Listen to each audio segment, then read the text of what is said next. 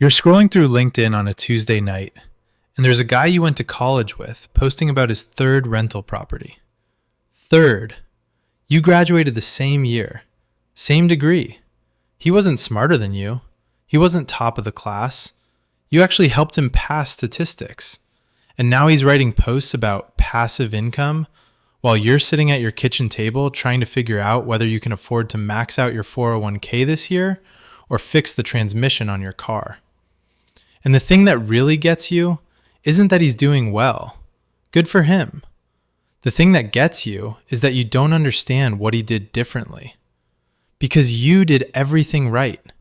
You got the degree, you got the job, you contribute to retirement, you don't carry credit card debt, you're responsible. So why does it feel like you're running on a treadmill while he's on a moving walkway? Today, we're going to follow two people. Same starting point, same income, same city, same year. But 10 years later, one of them has real wealth, and the other has a nice-looking life held together by a paycheck. Their names are Sam and Chris, and the difference between them isn't luck, inheritance, or some crypto windfall. It's 5 wealth rules that Chris follows religiously and Sam has never even heard of. Not because Sam is stupid, because the system needs Sam to stay on the treadmill. Banks need Sam to borrow. Employers need Sam to be terrified of losing the paycheck. The entire middle-class economy runs on people like Sam being one missed payment away from panic. Nobody teaches these rules because the people who profit from your ignorance are the ones designing the curriculum. This isn't about penny pinching or giving up your morning coffee. This is about the operating system running underneath every financial decision you make. Sam and Chris are running different software, and by the end of this video, you're going to see exactly where the code diverges, and more importantly, you're going to be able to rewrite your own. But there's a 5th rule we'll get to later that ties everything together. It's the one that makes the other 4 actually work, and it's the one that most people will hear, understand completely, and still refuse to follow. Keep that in the back of your mind. Let's start where every story starts, at the beginning, when Sam and Chris were the same person. Sam is 27 years old, making decent money at a marketing firm. Solid job, good benefits.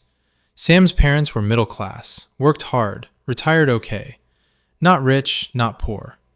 They taught Sam the basics. Go to college, get a stable job, save what you can, don't spend more than you make. And Sam listened. Sam is not financially reckless. Sam has a retirement account. Sam pays bills on time. Sam checks credit scores occasionally and feels a small burst of pride when the number ticks up. But here's what Sam also does, and this is where the story actually starts. Sam gets a raise. A good one. And within about 6 weeks, Sam's lifestyle has expanded to fill the new income like water filling a container. New apartment in a nicer part of town. A car lease that feels reasonable because the monthly payment fits the budget. A few more dinners out per week. A gym membership at the nicer place. Nothing crazy, nothing irresponsible, just more. And if you're being honest with yourself right now, when was the last time you got a raise and didn't upgrade something within a month? Yeah, that's the trap. It doesn't feel like a trap because everyone around you is walking into the same one. Sam calls this enjoying the fruits of my labor. Sam's parents did the same thing. Every raise meant a slightly better life. That's the whole point of working hard, right? Sam also believes deeply in one idea. You build wealth by earning more. So Sam focuses obsessively on career advancement, the next title, the next salary bump, the next rung. And it works. Sam's income climbs steadily over the next decade. But here's what Sam never once questions. Sam buys things at full price because Sam doesn't think about what things cost relative to what they produce. Sam sees a house as a place to live, a car as a way to get to work, and money sitting in a savings account as being responsible. Sam has never once looked at a dollar and asked, Are you going to make me more dollars, or are you just going to sit there? Sam saves whatever's left over after living. Some months that's a decent chunk. Some months it's almost nothing. Sam figures it'll all work out because income keeps going up. And honestly, from the outside, Sam looks great. Nice apartment, good car, solid wardrobe. Instagram looks like someone who's winning at life. But underneath all of that, Sam is doing something quietly dangerous. Sam is building an entire existence that requires a paycheck. Every single month, without interruption, forever. And Sam doesn't see the problem. Because everyone Sam knows is doing the exact same thing. Fast forward. Sam is 37. Income has climbed to 6 figures. On paper, Sam is crushing it. But here's what a decade of that approach actually produced. Every raise got absorbed. The nicer apartment turned into a mortgage that stretches the budget thin every single month. The leased car became a financed SUV. The occasional dinners out became a weekly ritual that nobody questions anymore, because that's just what Sam's friend group does. Sam's net worth? Mostly equity in the house, which Sam can't touch without selling or borrowing against it. A retirement account that's growing but locked away for decades, and maybe a few thousand sitting in savings. That's it. A full decade of 6-figure earning, and the safety net is 2 months deep. 2 months. And this is the part that gets quiet and uncomfortable. Sam isn't broke. Sam isn't in crisis. Sam is just stuck. Every dollar that comes in has someone else's name on it before it arrives. Mortgage, car note, insurance, subscriptions. The lifestyle machine eats the paycheck whole. Then something happens. Sam's company does layoffs. Sam survives the first round, but the second round, 3 months later, Sam doesn't. And suddenly, that entire architecture, the house, the car, the memberships, the curated life, is sitting on a foundation that just vanished. And in that moment, Sam realizes something that wealthy people figured out a long time ago. Income is not wealth. Income is oxygen. It keeps you alive. But if you've built a life that requires a constant, uninterrupted supply of it, you're one pinched hose away from suffocating. Sam starts liquidating, selling things, cutting subscriptions, scrambling for freelance gigs that pay a fraction of what the old salary did. Sam finds another job within 4 months, but those 4 months cost everything. The emergency fund? Gone. A credit card balance appeared out of nowhere. The retirement account got raided for a hardship withdrawal that came with penalties and taxes. Sam is 37, back to essentially zero, starting the whole cycle over. And the worst part? Sam will probably do the exact same thing. Because Sam never learned different rules. Sam learned the middle class playbook. Earn more, spend more, save the scraps, hope it works out. I call this the treadmill wealth illusion. Your income goes up, your lifestyle goes up. Your actual financial freedom stays exactly where it was. You feel richer, you look richer, but you are no more free than you were at 27. Now let's rewind. Same starting point, different rules. Chris is 27. Same income as Sam, same city, same kind of job. Chris's parents were also middle class. Nothing special about the starting conditions.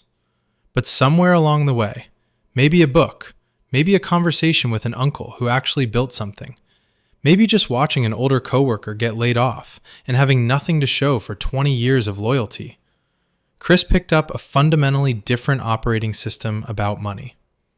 Here's the first rule Chris follows that Sam completely ignores. Wealth is the money you don't spend.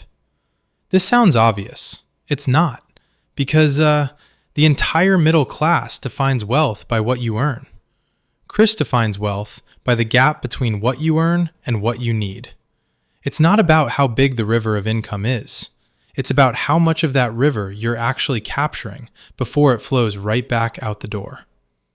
So when Chris gets that same raise Sam got, Chris doesn't upgrade. Chris keeps the old apartment for another year, keeps the same car. The lifestyle stays flat. And the entire raise, every dollar of it, gets redirected. That's rule 1.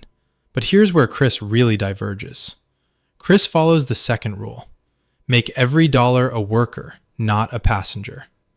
Sam puts extra money in a savings account, where it sits there, doing essentially nothing. Chris puts money into things that generate more money. An index fund. Eventually, a small rental property. Later, a side project that runs without daily babysitting. Chris doesn't care about looking wealthy. Chris cares about one single metric. How many months could I survive without a paycheck? At 27, Chris's answer is the same as Sam's. Maybe, 2 months? But Chris is obsessed with growing that number. Every financial decision runs through that filter. Does this purchase increase my months of freedom or decrease them? And this is where it gets personal. Chris still wants nice things. Chris isn't living like a monk eating cold rice in a dark apartment. But the order of operations matters. That's rule 3. Assets before luxuries. Always. And it's the one that separates people who look rich from people who actually are. Sam buys the lifestyle and hopes there's money left for investing. Chris invests first and builds the lifestyle from the remainder. Same income, same starting point. Completely inverted priority structure. And at 27, the difference between them is almost invisible. Chris's apartment is a little less impressive. Chris's car is a little older. Nobody at the office would look at Chris and think, that person is going to be wealthy, which is exactly the point. And there were moments where Chris felt like an idiot. At a friend's housewarming party, listening to everyone talk about their renovations and new kitchens, while Chris was still in the same apartment with the same countertops from 2015, Chris's own mother asked once, "You're making good money now. Why are you still living like a student?" Chris was making good money. Chris just had a different definition of what that money was for. That quiet doubt? That's the tax you pay for building wealth nobody can see yet. And most people aren't willing to pay it. Fast forward to the layoff. Same company, same day. Chris gets the same envelope Sam got, but Chris's experience is completely different from Sam's. Not a little different, a fundamentally different species of experience. Chris sits down, looks at the numbers, and realizes something that most people never get to feel. The paycheck disappearing is an inconvenience, not an emergency. The rental property is still generating income. The investment portfolio is still there, untouched, compounding like it has been for a decade. The side business is still humming along. Between all of it, Chris's essential expenses are covered. Not lavishly, not comfortably, but covered. The lights stay on, the mortgage gets paid, there is no panic. This is rule 4. Build multiple streams of income, not a bigger single stream. Sam spent 10 years trying to climb the corporate ladder, pouring every ounce of energy into making one number, the salary, go higher. Chris spent that same decade building a web, strand by strand, quietly, without anyone noticing or being impressed. And when one strand snaps, the web holds. Sam had a river, one river. When it dried up, everything downstream died. Chris built an irrigation system, smaller channels fed from different sources, reaching the same fields. Chris doesn't scramble for a new job out of desperation. Chris takes 2 weeks to breathe, to think, to be strategic. Chris negotiates harder at the next job because Chris doesn't need to say yes to the first offer. Chris has something Sam never had in that moment. The ability to say no, the ability to wait, the ability to choose rather than react. That's what multiple income streams actually buy you. Not a yacht, not early retirement at 30. They buy you the most expensive thing in the world. Time to make good decisions instead of desperate ones. Sam took the first job offered at a slight pay cut, because the savings account was screaming. Chris waited for the right fit at better compensation because nothing was on fire.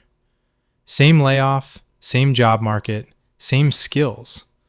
But Chris walked into interviews like someone choosing a restaurant, and Sam walked in like someone who hadn't eaten in 3 days. Now, remember that fifth rule I mentioned at the beginning? The one that ties everything together? The one most people will understand and still refuse to follow? Here it is. Your freedom is measured in months, not in dollars per hour. That was Chris's real metric. Not salary, not net worth on paper. Months. How many months can I sustain my life without anyone paying me? At 27, the answer was 2. By 32, it was 11. By 37, when the layoff hit, it was over 2 years. That single number governed everything. Every raise that didn't get spent added months. Every asset that produced income added months. Every luxury that got postponed preserved months. Chris wasn't chasing a dollar amount. Chris was buying time. Literally, purchasing future months of freedom, one decision at a time. And that's why this rule is the one people refuse to follow. Because it means measuring your life by a number nobody can see. Nobody's impressed when you say, I have 19 months of runway. There's no Instagram post for that. No dinner party flex. But it's the number that determines whether a layoff is a crisis or a sabbatical. Whether a bad boss is a prison or a choice. Whether your life belongs to you or to whoever signs your paycheck. Read that again if you need to. Now here's the thing. Knowing what Chris did differently is useless if you can't actually implement it. So let me break down exactly how to start running Chris's operating system, even if you've been running Sam's your entire life. And I want to be honest with you. This isn't complicated, but it is hard. Because it requires you to do the opposite of what feels natural. First, freeze your lifestyle where it is right now. Not forever, just for the next 12 months. Every raise, every bonus, every unexpected windfall, none of it touches your daily life. It all gets redirected. This is how Chris built that gap. Sam closed it every single time a raise came through. Chris held it open and let it widen. Same paycheck, different destination. Second, before you spend a single dollar on anything that isn't a bill or groceries, run it through Chris's filter. Does this purchase make me money, save me money, or buy me time? If the answer is none of those, it goes to the back of the line. Not eliminated, just deprioritized. Third, Chris called it the invisible account. A separate account, not your checking, not your savings. Automatic transfer the day after every payday. The amount doesn't need to be impressive. It needs to be consistent. Money Chris never saw, Chris never spent. Sam had everything in one pot and wondered every month where it all went. Fourth, once that account hits enough to cover a few months of your actual expenses, start deploying it. An index fund, a small investment, something that turns passengers into workers. Chris's first investment felt almost embarrassingly small. Didn't matter. It was the first strand of the web. Fifth, and this is the one nobody wants to hear. Start building something on the side. Not a second job, not trading hours for dollars. Something that can eventually generate income without your constant presence. Chris's side project made nothing for the first 8 months. Nothing. But once it did, it became the strand that held the web together when the job disappeared. This isn't a get-rich-quick system. This is a get-free-slowly system. And the only reason most people won't do it is because Sam's path feels so much better in the short term. So here's where we land. Sam and Chris started in the same place. Same degree, same salary, same city, same year. Nobody looking at them at 27 would have predicted different outcomes. 10 years later, Sam is rebuilding from zero after a layoff. Chris barely flinched. And the difference wasn't talent, wasn't luck, wasn't some inheritance that dropped out of the sky. It was 5 rules that Chris treated like gospel, and Sam never even considered. Wealth is the money you don't spend. Every dollar is either a worker or a passenger. Assets come before luxuries. Multiple income streams beat one big paycheck. And your freedom is measured in months, not in dollars per hour. None of it requires an MBA or a trust fund or some secret network. It just requires you to stop doing what everyone around you is doing and start asking a different question. Not, how do I earn more? But, how do I need less? Not, what can I afford? But, what does this cost me in freedom? Not, how do I look successful? But, how many months can I survive on my own terms? The gap between Sam and Chris didn't open up because of one big dramatic moment. It opened up silently, one decision at a time. One raise that got absorbed versus one raise that got deployed. One purchase that felt good versus one investment that felt boring. And that's the part that makes this hard. Because boring doesn't get likes. Boring doesn't impress anyone at a dinner party. Boring doesn't look like winning. But boring is what freedom actually looks like before it arrives. You already know which path you've been on. The only question that matters now is which one you choose tomorrow.